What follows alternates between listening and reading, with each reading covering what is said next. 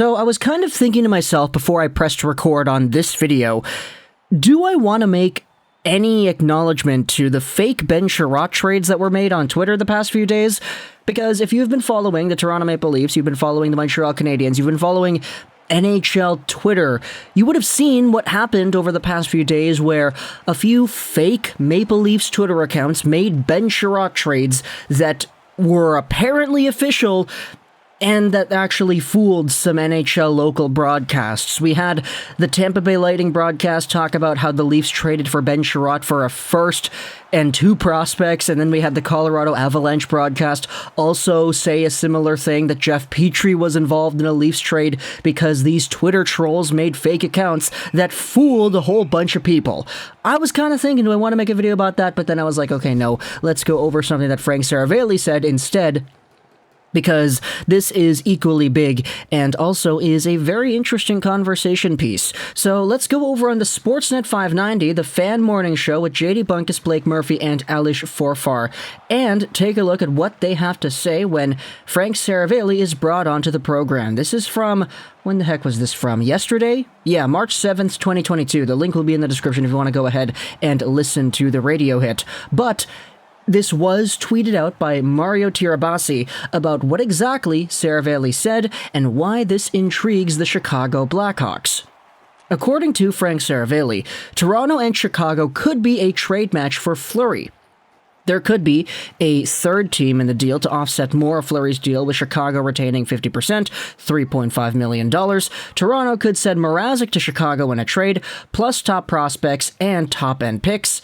There also is a pondered idea of a Fleury and Hagel deal between Chicago and Toronto for a major return with multiple picks and top prospects, which is kind of mind-blowing, as Tirabassi goes out there and highlights. Now, the first immediate instinct that I had when I saw this Twitter thread pop up and I listened to the radio hit was that, okay, this entire Fleury thing is so strange because we had word just a few days ago from other NHL insiders that Fleury would not be willing to waive and that he would actually want to stick around in Chicago, which removes him from the trade market, does it not? Well, those same rumors actually had the caveat that Fleury does have a modified no-trade clause, which sees him submit a 10-team no-trade list, which pretty much means that there are 20 other teams that he can get traded to scot-free, and the Blackhawks would be able to do that. Now, whether or not Toronto is one of those teams remains to be seen, but it was highlighted by Seravalli here that, yes, if you really do not believe in Toronto's goaltending, you don't believe in Mrazek, you don't believe in Jack Campbell, Fleury is your guy. At least he should be. Now, he is making $7 million a year, so if you do the 50%, that is 3.5. If you do 50% again, 3.5 divided 2, I cannot do mental math off the top of my head, $1.75 million.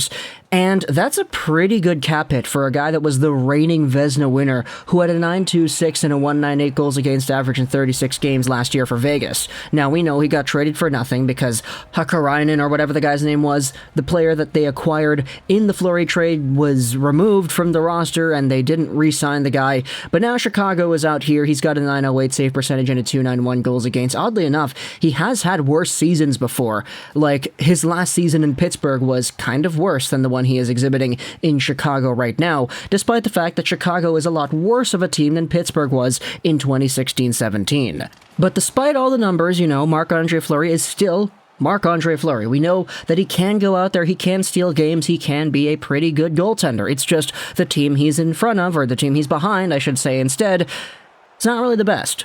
Which is why, if you take a look at the top goaltenders on the market, he kind of is that best one, especially when you consider the James Reimers and the Yaroslav Halaks and the Hudobins and all that, because these other guys just don't have the same swagger, the same reputation, the same body of winning that Fleury does have. Now, for Toronto, I haven't actually made a specific video about this, but this goaltending duo, dude, Mrazek, Campbell, it's tough to watch night in and night out. All the swagger that we saw Jack Campbell have, and I use that word specifically once more, at the beginning of the year, dude, it's all gone. Jack Campbell is completely not the same goaltender. It's weird how the course of a season has gone out there and changed this guy. But I guess, there are some arguments to justify that idea, because, okay, he's been a career backup his entire life. He's been playing, less than however many games he's played this season, his entire life. He's not used to going out there and being a number one starter and being a guy that plays 40, 50, 60 games on the year.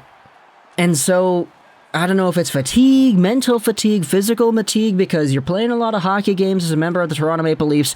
He was supposed to be the backup in Toronto anyway before that run where we were like, oh, he's a lot better than we thought he was going to be.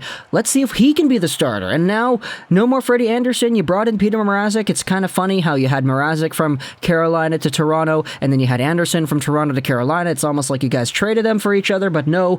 Mrazek, by the way, is not doing well either. He is completely losing his posts every time he suits up. It's weird. You see a goal go in by Mrazek once every time this guy steps out onto the ice, where it's like, okay, what were you doing? Where was the positioning there? There's so much space on the other side. Like, even though Jack Campbell is going out there and letting in stinkers, 5-hole, tips, whatever, the Maple Leafs defense is not doing him any favors by not boxing out opposing forwards in the slot. You still have Peter Mrazek, who can't make a positional save anymore. Okay, I'm hyperbolizing there, but come on. The Toronto Maple Leafs are having one of the best seasons they've ever had in terms of goal production, in terms of scoring, in terms of, the guys going out there getting points. Auston Matthews, he's pretty much guaranteed to getting 50 goals, bearing any injuries, whatever, knock on wood. But it's the goal suppression and the goaltending that's really starting to bring up a conversation as to whether or not this team is good enough. And that good enough is definitely going to be ticking in the back of Kyle Dubas's head once this trade deadline approaches. And if you really want to make it seem like Campbell and Mrazek are the problems per se, Marc-Andre Fleury. I mean, he's probably more reliable than these two guys. Like, I'm sorry, they had good runs previously, but the run they're on right now, it's not good enough. And unfortunately for a Toronto Maple Leafs team that is this good at this point in the season, you can't afford not good enough. Now, sure, there also need to be some defensemen acquired, and I refer to those Ben Chiarot trades, the fake ones, back again, because those were actually hilarious, and I think we were going to have to make another video talking about the Ben Chiarot thing, because it's been so prominent the past few days as well, that it's tough to ignore. We kind of need to acknowledge that once more, even though we already made a first video talking about the idea of Chiarot going to the Leafs. But either way, Fleury is the topic over here. If you're a Chicago Blackhawks fan, talk to me in the comments, what do you think about this entire idea? Fleury maybe going over to Toronto because Frank Seravalli says it might happen. Not even just Fleury. We didn't even talk the entire video about the Brandon Hagel thing. Brandon Hagel, if you want to go ahead and check out the video we made about him, there is an entire conversation to be discussed about him as well, because he is a versatile Blake Coleman, Barclay Goodrow-like potential acquisition where he could be just an all-around player in your lineup. But the problem is the Blackhawks are going to demand a huge haul for this guy. First-round picks, prospects, they don't even want to trade him, but